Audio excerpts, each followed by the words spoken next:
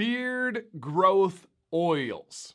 Let's talk about them in general. We're not talking about any specific product or company here, but let's go over what they do, what they do not do, and just all of the questions that surround it. And I'll make this crystal clear. This is not a sponsored video. This is not an ad. Not that I ever would say anything that is not true or lacks integrity in those situations, but we know how the internet is. We know how people get to accusing things. It's not like that at all.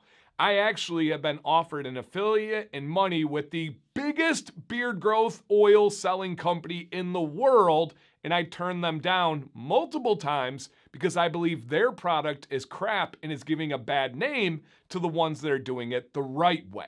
Now, I'm not going to call out the bad actors in the game. Most of you can probably figure out who they are. But I will say from the jump, I do have a bunch that I do recommend if you're interested. And in no particular order, we have companies like Johnny Ray, Weatherbeard, 8-Bit, True North.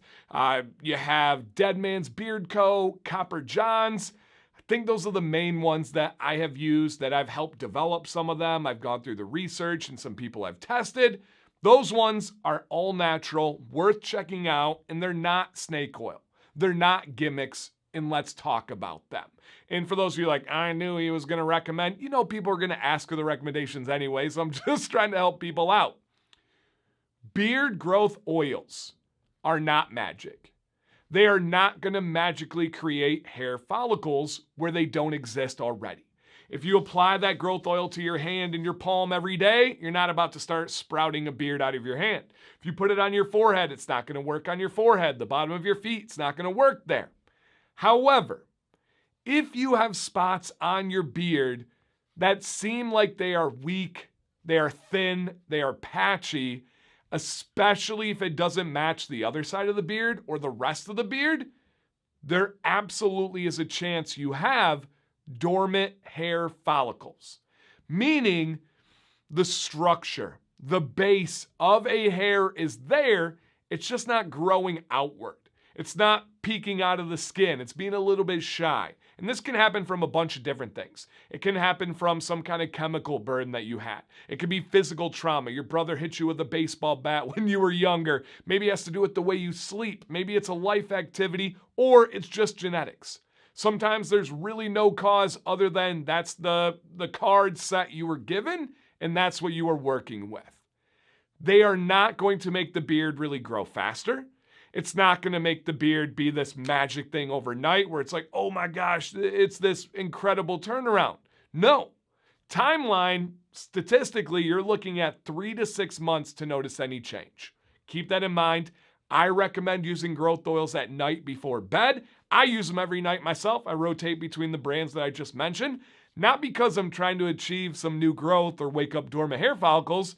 I use them because normally they are like peppermint lavender type scented. I love that. Very calming, very relaxing. They're an all natural essential oils. They have great carrier blends that are great for your skin and your hair, and they're promoting growth. If it can help fill in patches, I know it's going to be good for my growth regardless, so I work them in, and I just like them in general. That is super important. Now, let's get down to some facts. There, to my knowledge, have been exactly 0 beard growth oils tested for results in the beard industry. 0.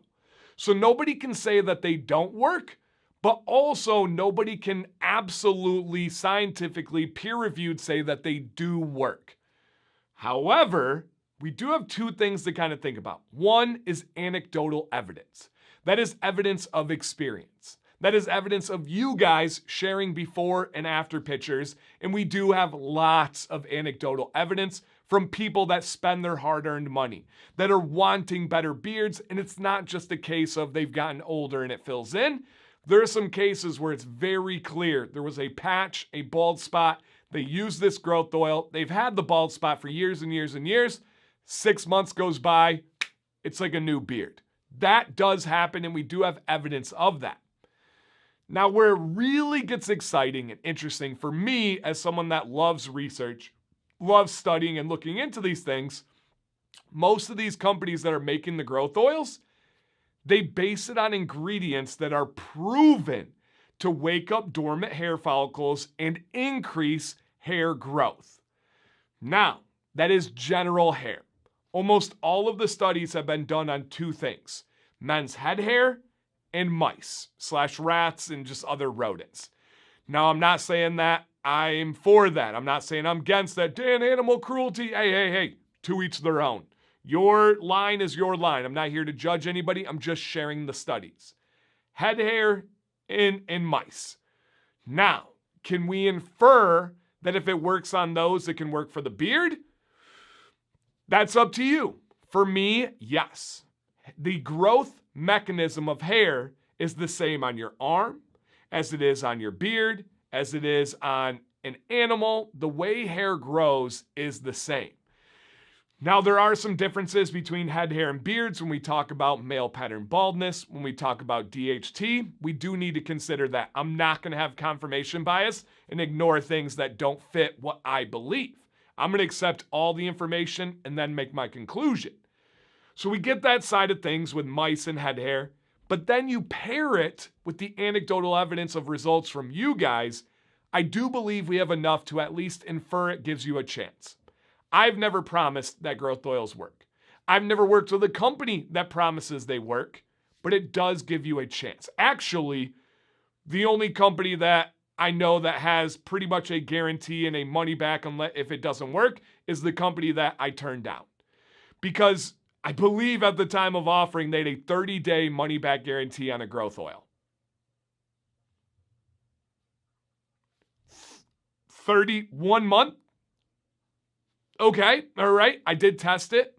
I didn't see any results. I didn't expect to. I don't have a ton of area to get the results, but I hadn't heard of positive results from anybody that I knew that had used it. I didn't get a good feel from the ingredients, the quality.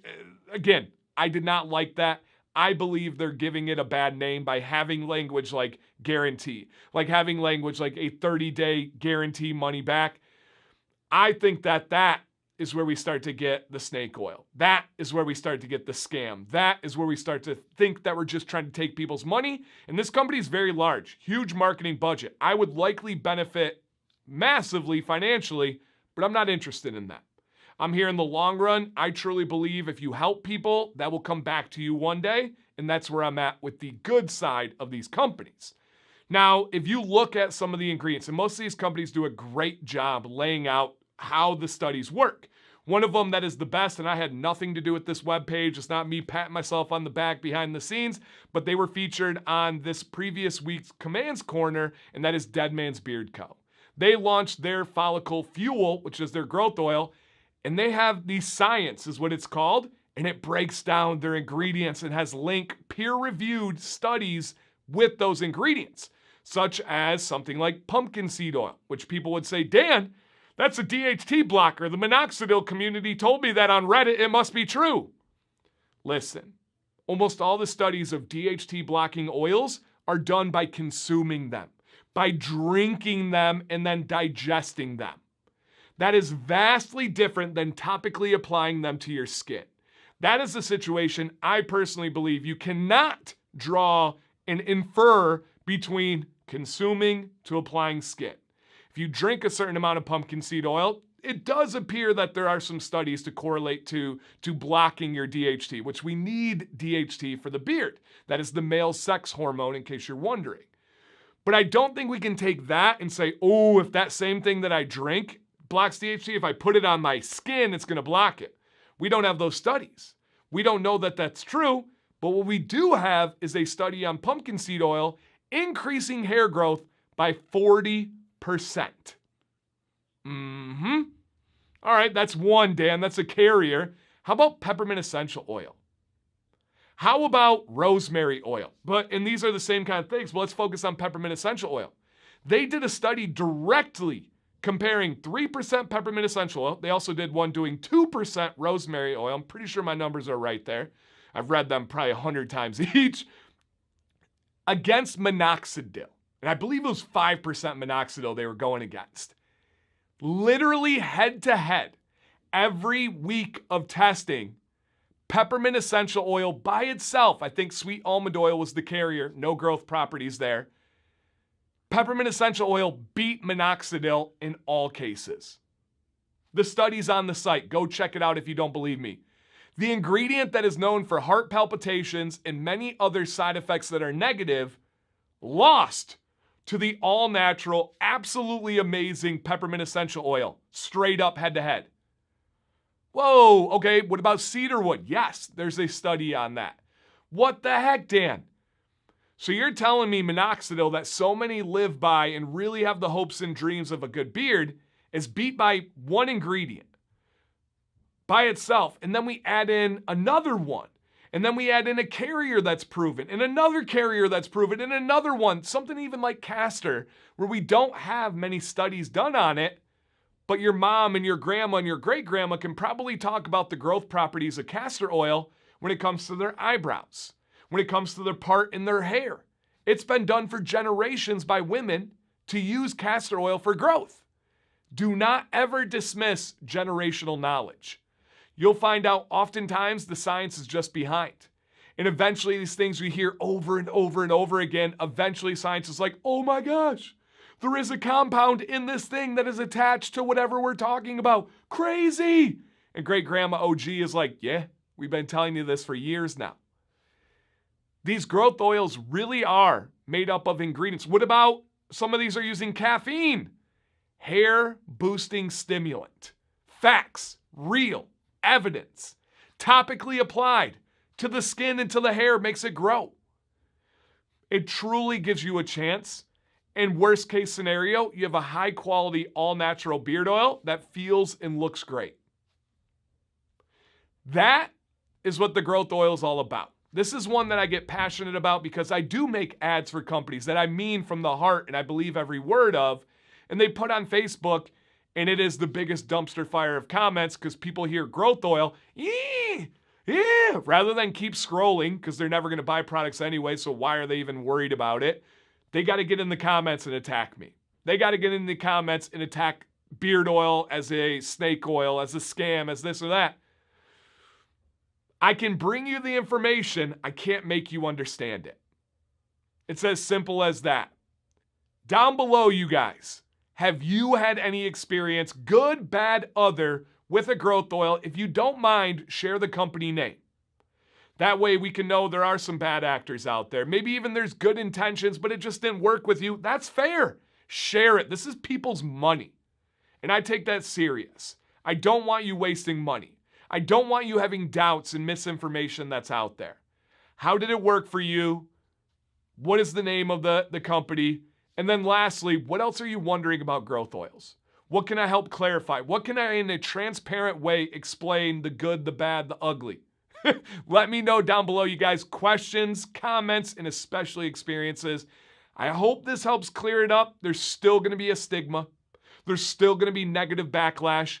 But as long as it's sound in science and the intention of helping people, I'm good. They can be loud all they want. I'm good with those intentions, with the science and how it actually works.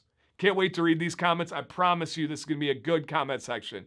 My name's Dan C. Bearded. If you haven't hit the thumbs up or subscribed, please consider it. It does mean a lot to me and it's free.